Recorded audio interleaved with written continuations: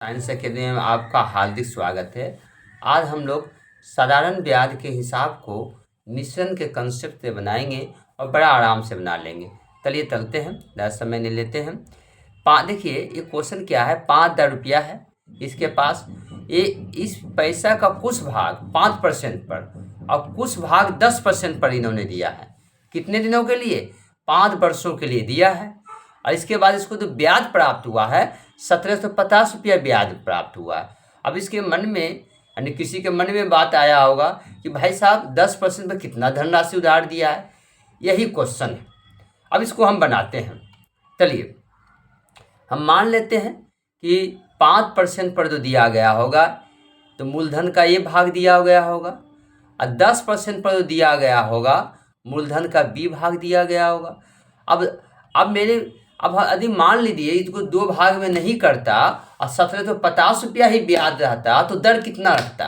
तो औसत दर आपका इससे ये कंसेप्ट औसत दर निकल जाएगा। तो दर का फॉर्मूला लगा लीजिएगा, ब्याज गुना 100 बटे मूलधन गुने समय। अब सबका मान रख दीजिए, ब्याज हो गया 1750, ठीक है, मूलधन हो गया 5 दर और समय 5+, इससे आपका दर आ गया 7%। अब चलते हैं मिश्रण के कॉन्सेप्ट पर। तो हमने पहला भाग को दिए, ए भाग को दिए थे 5%, बी भाग को दिए थे 10% और औसत आया है अभी निकाले हैं 7%। अब इसको देखिए क्या करेंगे। अब देखिए ये इसमें आप 10 में से 7 घटाइएगा 3 आएगा और 7 में 5 घटाइएगा 2 आएगा। तो ये 3 आएगा, 1 का भाग निकलेगा। ये 2 आएगा, आप 2 7 में 5 घटाइएगा, ये 2 आएगा, आपका कितना निकलेगा? बी का भाग निकलेगा।